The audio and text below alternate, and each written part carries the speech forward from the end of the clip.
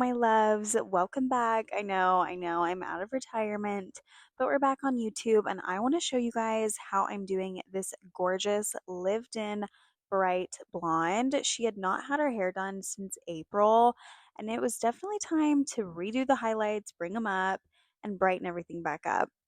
We had obviously had a consultation beforehand. I just didn't film it. And her main words were lived in, low maintenance blonde. And we even discussed a low light, even though that wasn't something she initially had talked about. I asked her, what's your opinion on a low light? So we ended up doing one, which I'll show you guys here in a minute, just how I did that. But right now, what we're doing is we are taking slices along the hairline. This is going to give you maximum brightness around the face. And when somebody says they want a nice, bright, bold money piece, this is what I do. I typically like to do 2 to 3 depending on what they say they want. She didn't really want a super bold money piece, but she definitely wanted it bright. So I did 2 slices. And then on that third one, I took obviously a really fine weave. And then I just followed that up the side of the head. I always like to do a mohawk. So on the sides, what I like to do is just kind of bevel and kind of work with the hairline and just kind of work my way up. And they are slightly slanted, so I'll just kind of work my way up the side of the hairline until I am totally horizontal and in line with the mohawk section. And then what I like to do when I'm done with this section is do one big tip out. And it still works in this case because I'm not doing a ton of hair in this tip out. I'm just doing whatever on the side. I'm doing the exact same thing on this side. You can kind of see what I'm talking about better here. I do kind of slant the side foils along the sides and above the ear, and then I slowly get more and more horizontal to where I am perfectly horizontal and lined up with the sectioning of the mohawk. And again, same thing right here. We are doing a big teasy tip out and just really making sure that's saturated. This hair is not too thick to bump up in a foil, even though it's all one big section. The main thing you want to remember when you're doing tip outs is to do it once you are done with that section. So that way it has time to fully process on the ends and it's not too warm before you're ready to pull the rest of the foils.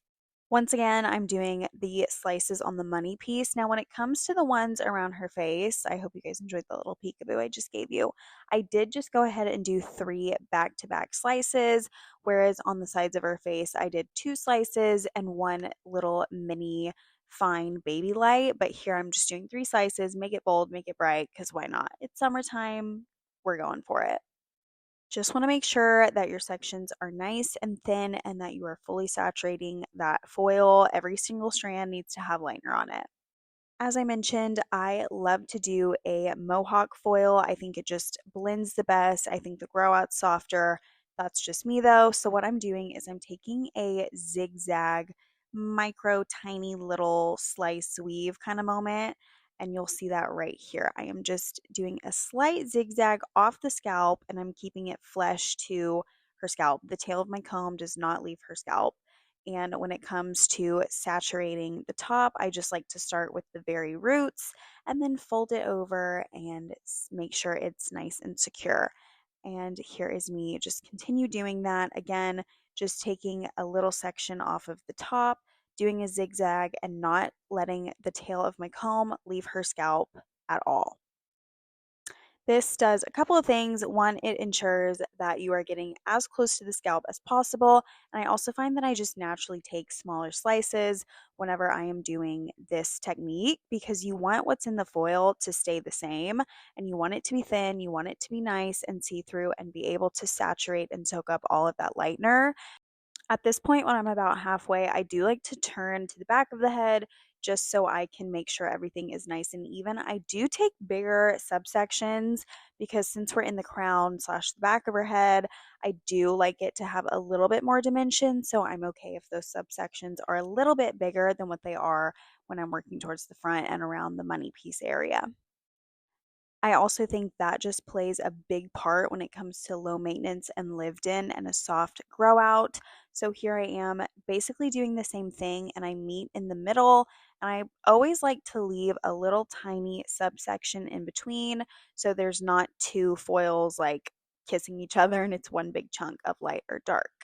Now I'm doing the low light, and this is 6GI 7M Shades EQ, equal parts. And what I'm doing is every other section that's left out of the foil, I am putting a low light in. This is going to break it up, make it have some dimension, and again, just make her root look extra seamless. I wanted to put a low light in because, yes, she does have a beautiful natural base color, but with how light she was going to get, which I knew she was going to lift really, really well, those natural lowlights would have just gotten lost. So I wanted to kind of help them pop a little bit more. And that's why I just did a little tiny bit of low lighting.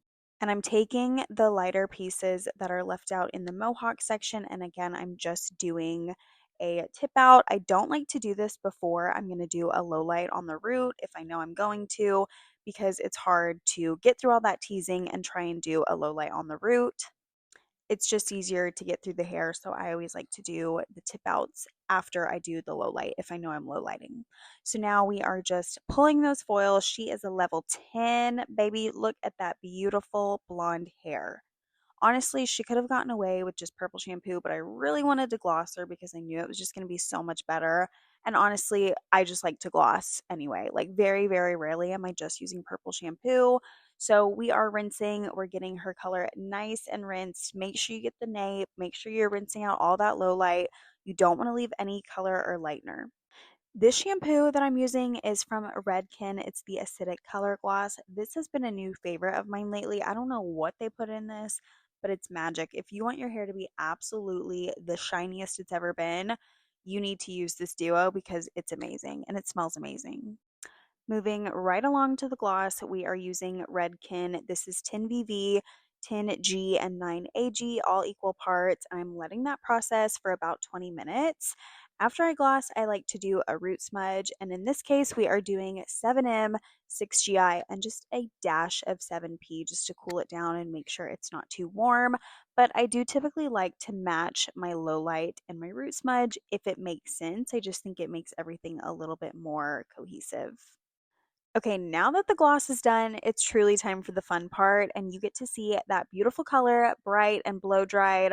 And this color turned out absolutely stunning. Her blonde was perfect. Her root, her low light, it all turned out absolutely stunning. And here is the end. She was so obsessed with it. You guys, look at this seamless root. Are you kidding? She can go easily 12 weeks with this color. It turned out stunning. I love it. The lighting did go weird right here, but ignore that.